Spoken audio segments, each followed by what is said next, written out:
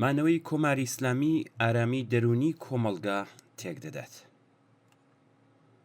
وتەبێژی دەستگای قەزایی ئێران ڕایگەیاند کە لەم ساڵدا 700,000 پەروەندەی شەڕ و تێکەڵچوون لە ئاستی ئێراندا تۆمارکراوە.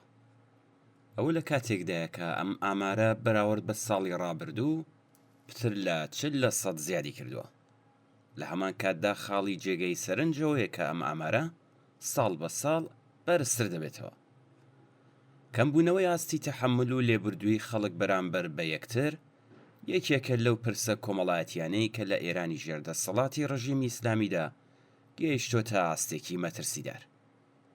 ناوەندی ئاماری گالۆپ ئێران، عێراق و سوودانی باشووری وەک تووڕەترین وڵاتانی جیهان دەستنیشان کردووە. بەپێی راپۆرتی ئەم ناوەندە 50% دانیشتوانی ئێران تووڕان. ئێرانی ژێردەسەڵاتی کۆماری ئیسلامی هەڵگری هەموو پەیداویستیەکانی کۆمەڵگایەکی تووڕە، نیگەران، شێوا و قەیرانی لە ڕەهەندە کۆمەڵایەتی سیاسی، ئابووری، فەرهەنگی و ژینگەیەکاندایە. ئەم ڕژیمە ڕادەی تەحەمل و لێبوردووی خەڵکی لە پەیوەندیە کۆمەڵایەتیەکاندا تا ئاستی تەقینەوە بردووە.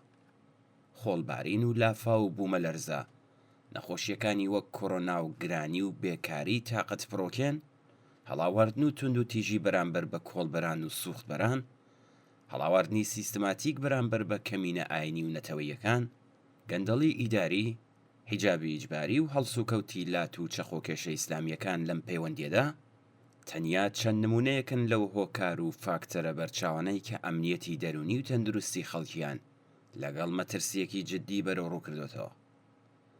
کێشە و گرفتە کۆمەڵایەتیە جددیەکانی وەک گیرۆدەبوونی ملیۆنان کەس بە ماددە هۆشبەرەکان، تونند و تیژیە فەرەچەشن و بەردەوامەکانی حکوومەت، هەڕەشەی بەردەوامی دام و دەستگا ئەمنیەکان لەسەر خەڵک، زیادبوونی 20 هێندەی ژمارەی زیندانیە ئاساییەکان، پەرەسەندنی تەلاق و زیادبوونی لەشفرۆشی ئیسلامی لەژێر ناوی سیغا، دزی و تاڵان و بڕەوی بەرپرسانی ڕەژیم، نائەمنی ڕێگاوانەکان، نەبوونی خزمەتگوزاری پزیشکی و پەرەسەندنی بەرچاوی منداڵانی کار و بێسەرپەرست، بێسەرپەنایی و نەبوونی شوێنی نیشتەجێبوونی پێویست و سەرنجام، بێهیوایی زۆر یەک لە بەشەکانی کۆمەڵگا سەبارەت بە باشتربوونی بارودۆخی ئێستا، هەمویان لە زومرەی ئەو هۆکار و فاکتەری هەڵچوون و تووڕەییانن لە کۆمەڵگادا.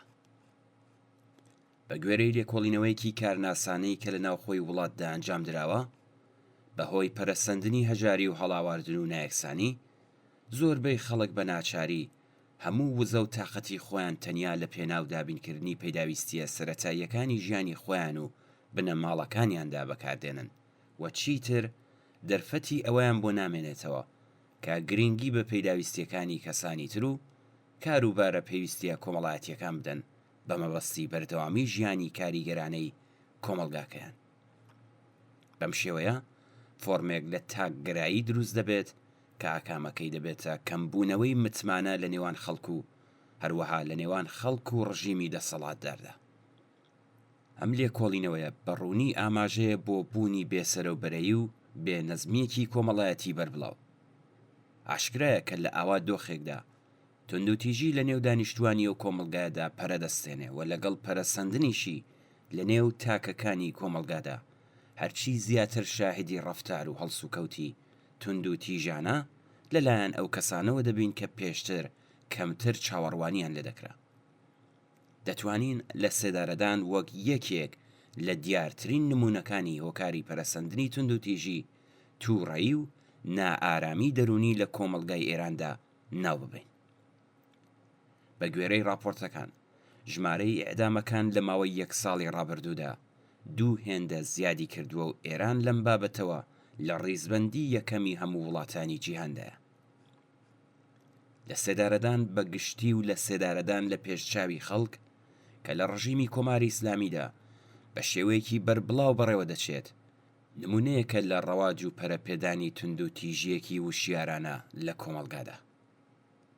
لە سێدارەدان خۆی لە خۆیدا هەستی تۆڵە سەندنەوە و دەروونناسی تونند و تیژی بەهێز دەکات.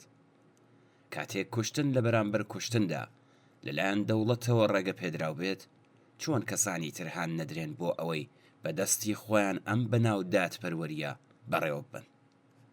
لە کاتێکدا کە جێبەجێکردنی ئەم سزایە نەک هەر هیچ کاریگەریەکی لەسەر کەمکردنەوەی ڕێژەی تاوانەکان نییە، بەڵکو کاتێک دەوڵەتەکان بە شێوەیەکی یاسایی لە ژێرناوی سزای لە سێدارەدان خەڵک دەکوژن، لە ڕاستیدا بە کەمکردنەوەی بەهای پاراستنی گیانی مرۆڤ ڕێگە بۆ دووبارە بوونەوەی لە کۆمەڵگادا خۆش دەکات.